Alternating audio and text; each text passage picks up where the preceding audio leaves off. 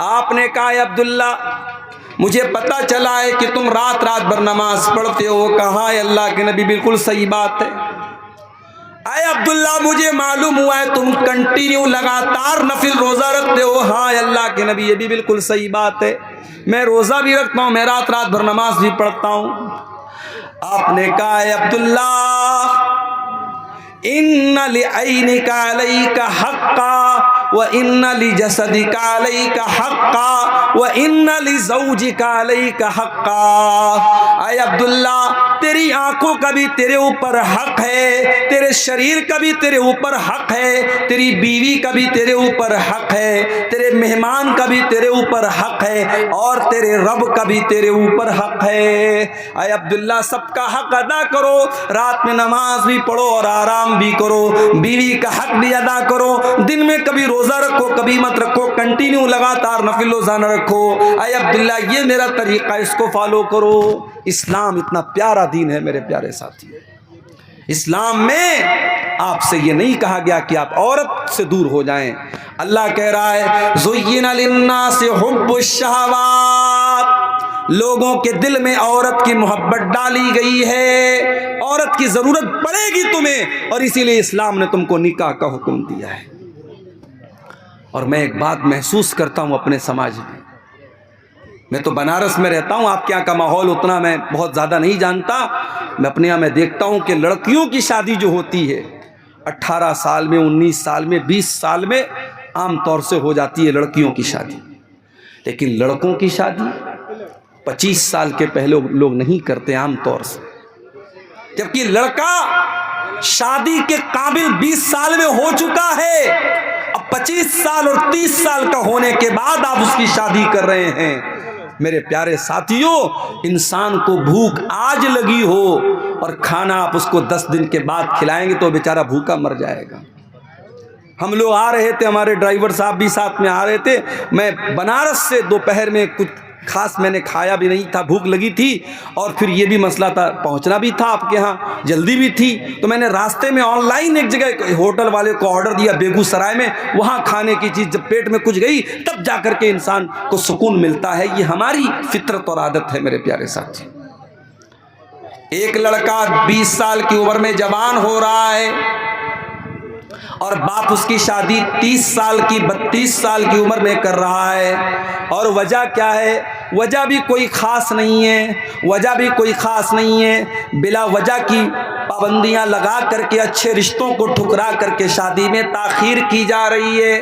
کان کھول کر کے سن لو میرے پیارے ساتھیوں، اپنے سماج کو اگر پاک کرنا ہے، زناکاری سے دور کرنا ہے، گندگی سے دور کرنا ہے، اپنے لڑکے لڑکیوں کی صحیح ٹائم پر شادی کرو، صحیح ٹائم پر شادی کرو، ان کو ضرورت ہے نکاح کی۔ یہ دور صحابہ کا دور نہیں ہے، میں بار بار کہتا ہوں، یہ فتنوں کا دور ہے، ہر ہاتھ میں موبائل ہے، ہر موبائل پر 5G انٹرنیٹ چل رہا ہے، گندگی کا پورا سیلاب آپ کی نوجوان نسل کے پاس موجود ہے۔ آپ کس دنیا میں زندگی گزار رہے ہیں؟ اپنے لڑکے اور لڑکیوں کی شادی کو آسان کرو میرے ساتھی۔ اور شادی کی بات آئی ہے تو کان کھول کر کے ایک بات اور سن لیجیے، آپ کے اسی علاقے کے کچھ لوگوں نے مجھے بتایا، مولانا ذرا اس پر بھی آپ بولیے گا، ہمارے یہاں شادیوں میں ڈی جے بجتا ہے، مسلمان کی شادی میں ڈی جے بج رہا ہے، ناچ گانا ہو رہا ہے، یہ شرم کی بات ہے میرے پیارے ساتھی، اور یہ اس پبلک اور اس عوام کے لیے بھی شرم کی بات ہے۔ اور جس نکاح میں ڈی جے بج رہا ہے اس نکاح میں نکاح پڑھانے والے مولوی کے لیے بھی شرم کی بات ہے۔ ہمارے بنارس میں بھی ایک دور تھا جب شادیوں میں بینڈ باجا بجتا تھا، لیکن علماء نے مل کر کے آپس میں طے کیا کہ جہاں شادی میں بینڈ باجا بجے گا ہم نکاح نہیں پڑھائیں گے، ہم شامل نہیں ہوں گے۔ سارے علماء جب متحد ہو گئے، قوم کی اتنی ہمت نہیں تھی سارے علماء سے پنگا لے سکے، آخر حالات بدلے، اور آج بنارس میں آپ چلے جائیے، ٹھیک ہے اور برائیاں آپ کو ملیں گی، مگر شادی کے پر کہیں بھی آپ کو مسلمان کی شادی میں کہیں بینڈ باجا اور ڈی جے وغیرہ نہیں ملے گا۔ عجیب و غریب بات ہے میرے بھائی، مسلمان کی شادی میں بینڈ باجا بج رہا ہے، ڈی جے بج رہا ہے، مسلمان کی شادی میں ہلدی کی رسم ہو رہی ہے، مسلمان کی شادی میں تلک کی رسم ہو رہی ہے، مسلمان کی شادی میں منگنی کی رسم پہ دعوتیں ہو رہی ہیں۔ اللہ کے واسطے میرے پیارے ساتھیوں، امت بہت پریشان ہے، امت بہت پریشان ہے. امت کے کتنے بچے بھوک سے مر رہے ہیں. امت کی کتنی بیٹیاں غربت کی وجہ سے ان کی شادیاں نہیں ہو رہی ہیں. امت کے کتنے ٹیلنٹڈ بچے پیسہ نہ ہونے کی وجہ سے اپنی تعلیم چھوڑ رہے ہیں. اگر آپ کے پاس پیسہ بہت زیادہ ہے, پیسہ خرچ کرنے کے بہت راستے ہیں. نکاح کو آسان کرو میرے پیارے ساتھیوں. میں حیدرآباد بھی تقریر کرنے گیا تھا, وہاں پر بھی میں نے کہا حیدرآباد میں شادی ہوتی ہے, ایک شادی میں 20 طریقے کا کھانا بنتا. میں نے وہاں پر بھی کہا ایک طریقے کا کھانا بناؤ میرے بھائی, 19 طرح کا 20 طریقے کا کھانا نہ بناؤ. ایک طریقے کا کھانا بناؤ, 100 لوگوں کو کھلا دو, ضروری نہیں 1000 لوگوں کو کھلایا جائے. شادی کو آسان کرو, سمپل کرو. اللہ کے پیارے نبی نے فرمایا ان اعظم النکاح برکتن ایسرہ مؤونتن, سب سے زیادہ برکت والا نکاح وہ ہے جس میں سب سے کم خرچ کیا جائے. آپ نے یہ بھی فرمایا اذا خطب الیکم ممن ترضون دینہ وخلقہ, جب تمہاری لڑکی کے لیے ایسا رشتہ آ جائے, لڑکا دیندار ہے, لڑکا بااخلاق ہے, فزوجوہ, تو تم اپنی لڑکی کی شادی اس سے کر دو. ہمارے یہاں تو نہیں صاحب, ہم شیرشاہ آبادی ہیں تو شیرشاہ آبادی میں ہی کریں گے, ہم انصاری ہیں تو انصاری میں ہی کریں گے, ہم شیخ ہیں تو شیخ میں ہی کریں گے. یہ برادری واد کہاں سے آیا میرے بھائی؟ جب ہم یہ عقیدہ رکھتے ہیں سب آدم کی اولاد ہیں, سب حوا کی اولاد ہیں, اور ایک ہی فیملی اور ایک ہی پریوار سے نکلے ہیں, تو پھر کون اونچا کون نیچا اور کون فلاں برادری کون؟ یہ برادری واد کی بنیاد پر اپنے آپ کو آپ نے اونچا سمجھ لیا. آج کتنی جگہوں پر برادری کی وجہ سے رشتے نہیں ہو رہے ہیں, اور برادری کی وجہ سے جوان لڑکیوں کی زندگی برباد ہو رہی ہے. میرے پاس لکھنؤ کی ایک لڑکی کا میسج آیا فیس بک کے اوپر. اس نے کہا مولانا میرے لیے دعا کیجیے. میں نے کہا کیا مسئلہ ہے؟ اس نے کہا میں قریشی برادری سے تعلق رکھتی ہوں. قریشی برادری آپ جانتے ہوں گے, جو گوشت کا کام کرتے ہیں, جن کو ہمارے یہاں قصائی بولتے ہیں, وہ عام طور سے وہ اپنا سرنیم قریشی لکھتے ہیں, قریشی برادری کو. اس نے کہا مولانا میں قریشی برادری سے تعلق رکھتی ہوں, میں اہل حدیث ہو چکی ہوں, میرا بھائی بھی اہل حدیث ہو چکا ہے, ہم قرآن و حدیث کو فالو کرتے ہیں, ہمارا باپ بدعتی ہے, ماں بدعتی ہے, خاندان بدعتی ہے, قبروں پر سجدہ کرنے والے لوگ ہیں. میں چاہتی ہوں میری شادی ایسے گھر میں ہو جہاں قرآن و حدیث پر عمل ہوتا ہو, شرک نہ ہوتا ہو, بدعت نہ ہوتی ہو. لیکن میرے باپ کا کہنا ہے کہ میں قریشی ہی برادری میں کروں گا, اور مجھے پورے لکھنؤ کے اندر کوئی قریشی برادری کا ایسا انسان نظر نہیں آتا, کوئی ایسا رشتہ نہیں ملتا جہاں قرآن و حدیث پہ چلنے والے لوگ ہوں. وہ لڑکی بیچاری اپنا درد پیش کر رہی تھی, اور میرے پاس اس کو سوائے تسلی دینے کے میرے پاس کوئی الفاظ نہیں تھے. یہ حالات ہماری قوم کے ہیں. کتنی برادریاں ہیں جس میں ہمارے اہل حدیث بھائی اور بہن کم ہیں, اور ان کے لیے رشتے کی بات آتی ہے تو خاندان اور برادری کا دباؤ ہوتا ہے کہ آپ کو برادری کے اندر ہی کرنا ہے. یہ برادری واد کہاں سے آیا میرے پیارے ساتھیوں؟ ہمیں اور آپ کو اس کی جڑوں کو بھی توڑنے کی ضرورت ہے. جب ہم یہ عقیدہ رکھتے ہیں یا ایھا الناس انا خلقناکم من ذکر و انثی وجعلناکم شعوبا وقبائل لتعارفوا, اے لوگو تم ایک ماتا پتا کی اولاد ہو, ایک ماں باپ کی اولاد ہو, آدم اور حوا کی اولاد ہو. وجعلناکم شعوبا وقبائل, تمہاری برادریاں الگ الگ ہیں, تمہارے قبیلے الگ الگ ہیں. یہ اس لیے نہیں ہے تاکہ تم ایک دوسرے کے اوپر فخر کرو. لتعارفوا, یہ تو جان پہچان کے لیے یہ سرنیم بنائے گئے, یہ برادریاں بنائی گئی, یہ بس جان پہچان کے لیے بنائی گئی. ان کی بنیاد پر کوئی کسی کے اوپر فخر نہیں کر سکتا ہے. شادی بیاہ میں آج برادری واد نے بھی میرے پیارے ساتھیوں بہت نقصان کیا اس امت کا. نکاح کو آسان کرو, اور اپنے نکاح سے یہ ڈی جے کی رسم کو نکال کے باہر پھینکو. اپنے گاؤں میں بیٹھ کے طے کر لو, جو گاؤں کے مکھیا ہیں, جو گاؤں کے سردار ہیں, جو گاؤں کے ذمہ دار لوگ آپس میں بیٹھ کے طے کر رہے ہیں جس کی شادی میں ڈی جے بجے گا ہم سب نہیں جائیں گے اس کی شادی میں. علماء طے کر لیں ہم نکاح پڑھانے نہیں جائیں گے انشاءاللہ. دیکھو 1 سال ایسا کر کے دیکھو, انشاءاللہ یہ برائی آپ کے علاقے سے ختم ہو جائے گی. اپنے بچوں کی صحیح ٹائم پہ شادی کرو میرے ساتھی. اللہ کے نبی نوجوانوں کو خطاب کر کے فرماتے ہیں یا معاشر الشباب من استطاع منکم الباۃ فلیتزوج, اے نوجوانوں جب تم شادی کے قابل ہو جاؤ تو تم نکاح کر لو. فإنہ اغض للبصر, نکاح کرنے سے تمہاری آنکھیں جھک جائیں گی. وأحسن للفرج, اور تمہاری شرمگاہ کی حفاظت ہو جائے گی. انسان اپنی آنکھوں کو اگر بچانا چاہتا ہے بد نظری سے اور اپنی شرمگاہ کو بچانا چاہتا ہے زنا سے، اللہ کے نبی طریقہ کیا بتا رہے ہیں؟ روزہ رکھ کر کے زنا سے نہیں بچ جائے گا۔ نبی نے فرمایا تقریریں سن کر کے زنا سے نہیں بچ جائے گا۔ نبی نے کیا فرمایا؟ نکاح کر لو، اگر نکاح کی طاقت ہے نکاح کر لو، نکاح کرنے سے وہ انسان زناکاری سے بچ جائے گا میرے پیارے ساتھی۔ تو اسلام وہ دین ہے میرے پیارے ساتھیوں جو ہمیں نکاح کرنے پر ابھارتا ہے۔ کیوں؟ کیونکہ عورت کی ہمیں ضرورت ہے، عورت کی محبت اللہ تعالیٰ نے نیچرل ہمارے دل میں ڈالی ہے۔ والبنین، اولاد کی محبت، بیٹے کی محبت بھی تمہارے دلوں میں ڈالی گئی ہے۔ جس کے گھر میں اولاد نہیں ہے اس سے جا کر کے پوچھو، وہ لاکھ اوپر سے کہہ دے کہ مجھے کوئی کمی نہیں ہے، مگر جب دوسرے کے گھر میں وہ بچوں کو کھیلتا ہوا دیکھتا ہے اس کا بھی دل میں چلتا ہے کہ میرے گھر میں بھی اولاد ہوتی۔ اولاد کی محبت اور اولاد میں بیٹے کی محبت اللہ تعالیٰ نے دل میں ڈالی ہے۔ کسی کو صرف بیٹیاں ہی بیٹیاں ہیں، اس سے پوچھو بھائی تم کو بیٹا چاہیے کہ نہیں چاہیے؟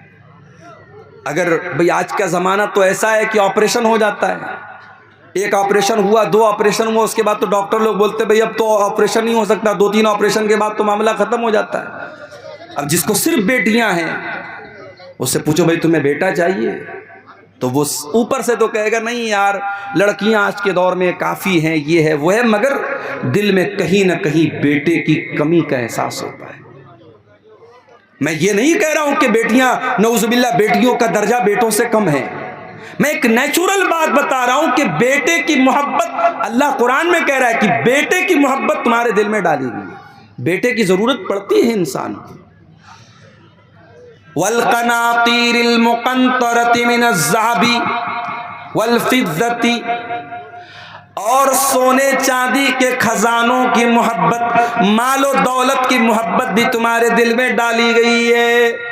جتنی بھی دولت تم کو مل جائے لیکن تمہارا پیٹ بھرنے والا نہیں ہے، کل تک جو 10,000 روپیہ مہینہ کما رہا تھا، بڑی مشکل سے گھر چلا رہا تھا، دعا کر رہا تھا اے اللہ میری آمدنی بڑھا دے، اللہ نے 10,000 سے 50,000 کر دیا، اب 50,000 پہ تو اس کا پیٹ بھر جانا چاہیے، مگر 50,000 پہ بھی پیٹ نہیں بھرے گا، 1,00,000 ہو گئی، اب تو پیٹ بھر جانا چاہیے، 1,00,000 سے بھی پیٹ نہ بھرا۔ اللہ کے نبی فرماتے ہیں لو کان لابن آدم وادیان من ذہب، اگر آدم کے بیٹے کے پاس سونے کی 2 وادیاں آ جائیں، لبتغا ثالثاً، تو وہ تیسرے کی تمنا کرے گا، اسے تیسری بھی چاہیے۔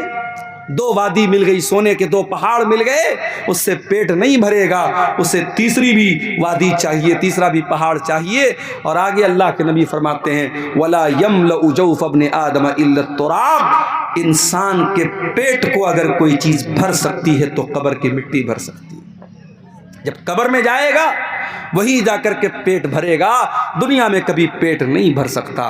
اللہ کہہ رہا ہے کہ اے انسان تیرے دل میں مال کی محبت، سونے کی محبت، چاندی کی محبت تیرے دل میں ڈال دی گئی۔ والخیل المسومۃ، اور انسان کے دل میں گھوڑوں کی محبت ڈال دی گئی ہے، گھوڑے کی محبت اس کے دل میں ڈال دی گئی ہے۔ کیسے گھوڑے؟ جو نشان لگے ہوئے گھوڑے۔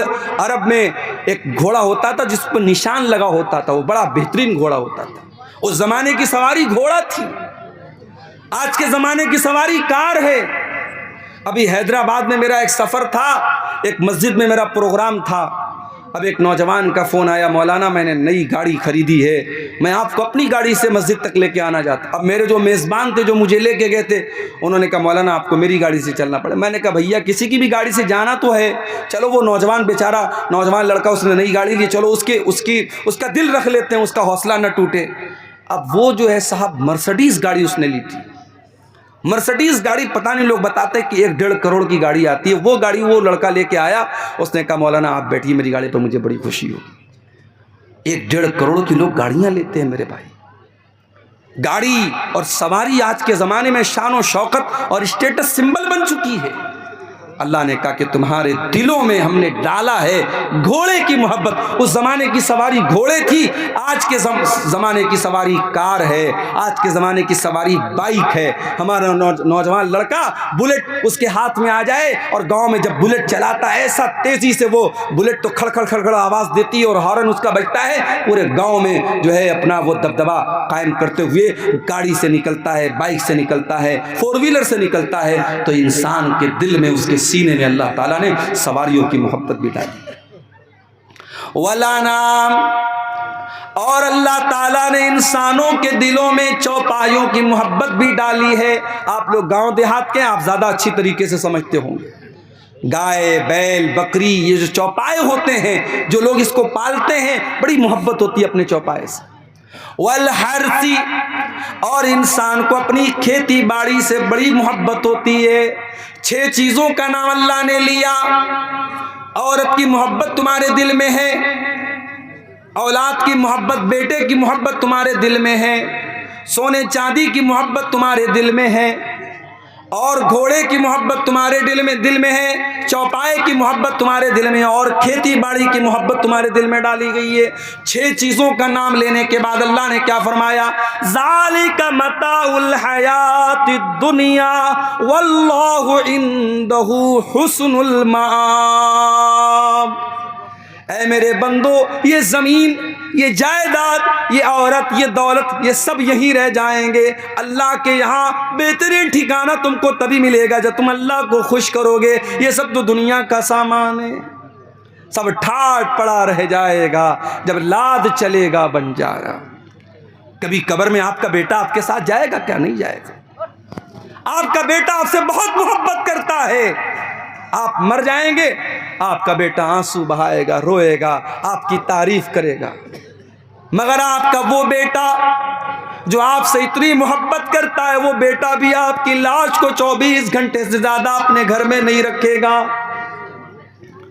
24 گھنٹے کے اندر کفنائے گا, مولوی صاحب کو بلائے گا, جنازے کی نماز پڑھوائے گا, آپ کو کفن کی 3 چادروں میں لپیٹ دے گا اور آپ کو قبرستان لے جا کر کے قبر کے حوالے کر دے گا. آپ کی اولاد, آپ کے رشتہ دار سب آئیں گے اور آپ کو مٹی دے کر کے چلے جائیں گے, ہاتھ جھاڑ کے چلے جائیں گے. کوئی قبر میں آپ کا ساتھ دینے نہیں آئے گا. میرے ساتھیوں, وہ مال, جس مال کے چکر میں آپ نے حلال و حرام کو بھلا دیا, سود کا پیسہ آپ کے گھر میں آیا, جوا کا پیسہ آپ کے گھر میں آیا, حرام کا پیسہ آپ کے گھر میں آیا, آپ کی جیسے ہی سانس کی ڈور تھم گئی, آپ کے دل کی دھڑکن بند ہو گئی, وہ سارا پیسہ دوسروں کا ہو گیا. بھائی انسان مرا, پیسہ کس کا ہو گیا؟ وارث کا ہو گیا, بیٹے کا ہو گیا, بیوی کا ہو گیا, ماں کا ہو گیا, باپ کا ہو گیا. انسان کچھ لے کے نہیں جا رہا ہے, قبر میں اکیلا جا رہا ہے. قبر میں نہ مال آپ کے کام آیا, نہ بچے آپ کے کام آئے, نہ بیوی آپ کے کام آئی, کوئی کام نہ آیا. پھر میرے پیارے ساتھیوں, جب اس قبر میں منکر نکیر آئیں گے اور آپ سے 3 سوال کریں گے, من ربو کا, من نبیوں کا, ما دینوں کا, تیرے رب کون ہے, تیرے نبی کون ہے, تیرا دین کیا ہے. ان 3 سوالوں کا جواب, آپ کا ایمان اگر صحیح ہوگا, آپ کا عمل صحیح ہوگا, تبھی ان 3 سوالوں کا جواب آپ کی زبان سے نکلے گا, ورنہ جواب بھی نہیں نکلے گا. ان 3 سوالوں کا جواب نہیں نکل پائے گا انسان کے زبان سے اگر اس کا عقیدہ صحیح نہیں ہے, اس کا ایمان صحیح نہیں ہے. ان 3 سوالوں کا جواب وہ نہیں دے پائے گا. اس کے بعد اللہ کے نبی فرماتے, قبر دبوچے گی, قبر تنگ ہو جائے گی. ہائے ہائے, عبد الغفار صاحب آپ بہت تقریریں کیا کرتے تھے, بہت آپ نے قرآن کی آیتیں پڑھ پڑھ کے سنائی ہیں. آپ کی قبر میں آپ کا کیا انجام ہوگا؟ ارے میری کیا حیثیت ہے, یہاں نبی کے صحابی کا میں آپ کو واقعہ سنا رہا ہوں, نام نوٹ کر لو. میرے نوجوانوں, اگر فیس بک پر کبھی فالتو چیزیں دیکھنے سے ٹائم مل جائے تو کبھی یوٹیوب پر جا کر کے اس صحابی کے بارے میں بھی سرچ کر لینا. یہ صحابی کون تھے؟ سعد بن معاذ رضی اللہ تعالیٰ عنہ. اتنے بڑے صحابی تھے، اتنے عظیم صحابی تھے، جب ان کا انتقال ہوا، ان کے جنازے کو جب اٹھایا جانے لگا، ان کا بدن بہت ہیوی تھا، ان کی باڈی بہت ہیوی تھی، جب جنازے کو اٹھایا جانے لگا، جنازہ بڑا ہلکا تھا، صحابہ نے کہا اللہ کے نبی ان کا جنازہ تو بھاری ہونا چاہیے، ان کا جنازہ اتنا ہلکا کیوں ہے؟ آپ نے فرمایا ان لہو حملتن غیرکم، اے میرے صحابہ، سعد ابن معاذ کے جنازے کو تم نے اکیلے نہیں اٹھایا ہے، فرشتوں نے بھی اٹھایا ہے، ان کے جنازے میں 70,000 فرشتے آئے تھے، 70,000، میں صحیح حدیث سنا رہا ہوں آپ کو، الحمدللہ، ایسا نہیں کہ میں سیمانچل میں بیٹھا ہوں تو کچھ بھی بیان کر کے چلا، صحیح حدیث آپ کے سامنے پڑھ کے سنا رہا ہوں۔ سعد ابن معاذ کے جنازے میں 70,000 فرشتے آئے تھے۔ ان کا انتقال ہوا تو اللہ کے نبی نے فرمایا ھذا الذی تحرک لہ العرش، ان کے انتقال پر اللہ تعالیٰ کا عرش ہل گیا، وفتحت لہ ابواب السماء، ان کے مرنے پر آسمان کے سارے دروازے کھول دیے گئے، آسمان والے خوش ہو گئے، بہت نیک انسان کی روح آ رہی ہے، بہت نیک انسان مرنے کے بعد آ رہا ہے، اور 70,000 لوگ ان کے جنازے میں شامل، 70,000 فرشتے ان کے جنازے میں شامل ہوئے تھے۔ اتنے بڑے صحابی ہیں حضرت سعد بن معاذ رضی اللہ تعالیٰ عنہ۔ اب ذرا غور سے سننا جو بات میں بتانے جا رہا ہوں۔ سعد بن معاذ کا انتقال ہو گیا، جنازے کو قبر میں اتارا جا رہا ہے، اللہ کے پیارے نبی وہیں قبر پر کھڑے، اچانک جب ان کو قبر میں اتارا گیا، اللہ کے نبی کا چہرہ بدل گیا، آپ کے چہرے پر خوف کے اثرات آ گئے، ڈر اور بھے آپ کے چہرے پر نظر آنے لگا۔ آپ نے 3 مرتبہ کہا سبحان اللہ سبحان اللہ سبحان اللہ، پھر 3 مرتبہ آپ نے کہا اللہ اکبر اللہ اکبر اللہ اکبر۔ آپ کو سن کر کے صحابہ نے بھی بلند آواز سے اللہ اکبر کہا، بلند آواز سے سبحان اللہ کہا، پورا قبرستان گونج اٹھا نبی اور صحابہ کی تکبیر کے کلمات سے۔ صحابہ نے پوچھا اے اللہ کے نبی کیا بات؟ اچانک آپ کا چہرہ بدل گیا اور آپ تسبیح کے کلمات اور تکبیر کے کلمات پکارنے لگے، کیا بات ہے؟ آپ نے فرمایا تضایق علی صاحبکم ھذا القبر، اے میرے صحابہ تمہارے اس ساتھی کی قبر ان کے اوپر تنگ ہو گئی، قبر نے ان کو دبوچ لیا، قبر نے ان کو پکڑ لیا، اور میں نے اللہ سے دعا کی تب قبر نے ان کو چھوڑا۔ ان للقبر زقتتن، اے میرے صحابہ قبر سب کو دبوچتی ہے، قبر سب کو پکڑتی ہے، لو نجا منہ احد لنجا سعد بن معاذ، اگر قبر کے دبوچنے سے کوئی بچتا تو سعد بن معاذ بچ جاتے، مگر وہ بھی نہیں بچے۔ اس کا مطلب قبر سب کو دبوچے گی، قبر سب کو پکڑے گی، قبر کا عذاب سب کو نہیں ہوگا، مگر قبر دبوچنے کا جو کام کرے گی وہ سب کے ساتھ کرے، مجھے بھی دبوچے گی، آپ کو بھی دبوچے گی۔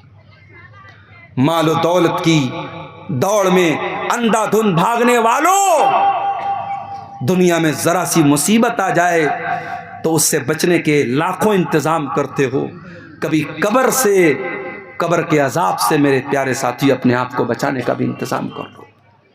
آج حالات یہ ہو چکے ہیں، مال و دولت کی محبت اس قدر ہمارے دل میں پیدا ہو چکی ہے کہ ہم حلال اور حرام بھول چکے ہیں، اور ہمیں نبی کی وہ حدیث یاد آتی ہے۔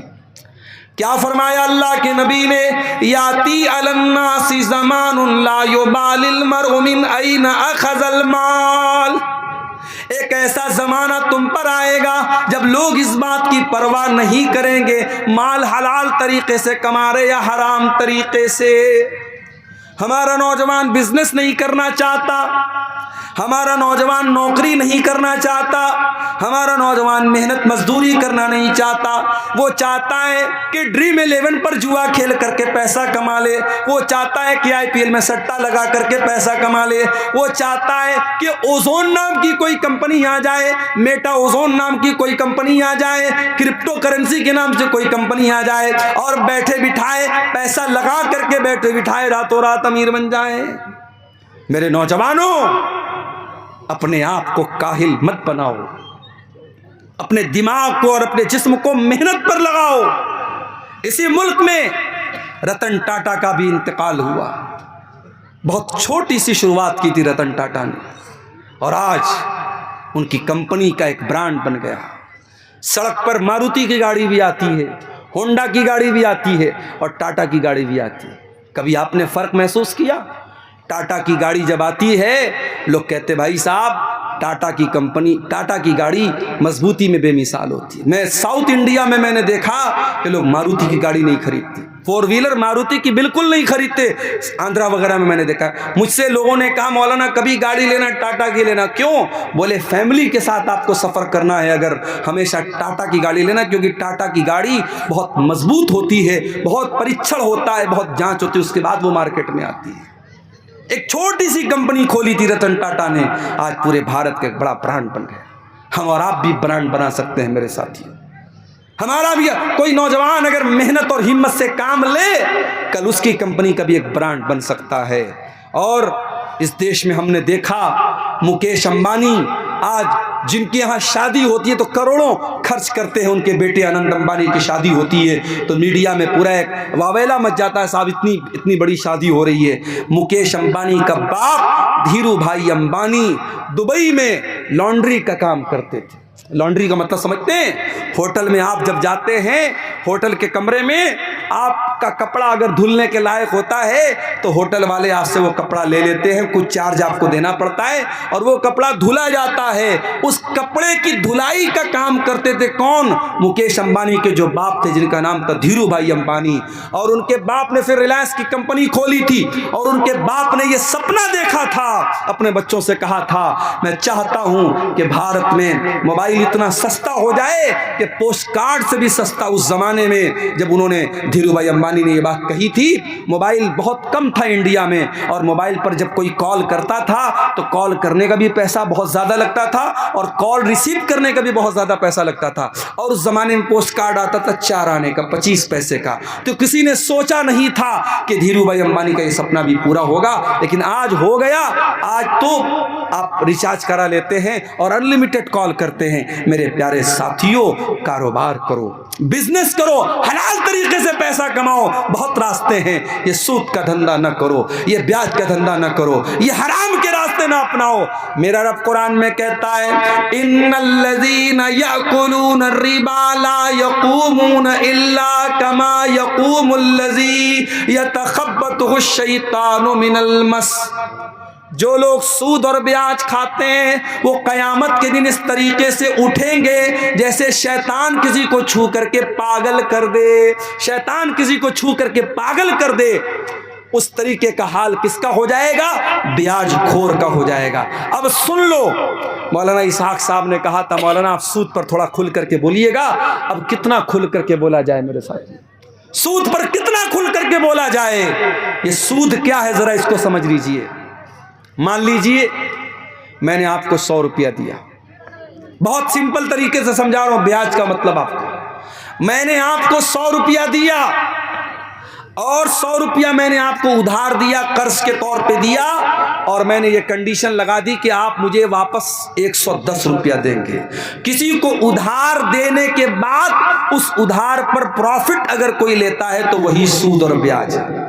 اگر میں نے آپ کو زمین اپنی دے دی, زمین میں نے آپ کو قرض کے طور پر دی, اور اس کے بعد جب واپس میں نے آپ سے زمین لی تو کچھ پیسہ بھی میں نے لے لیا, یا کچھ کھیتی باڑی میں بھی میں نے لے لی.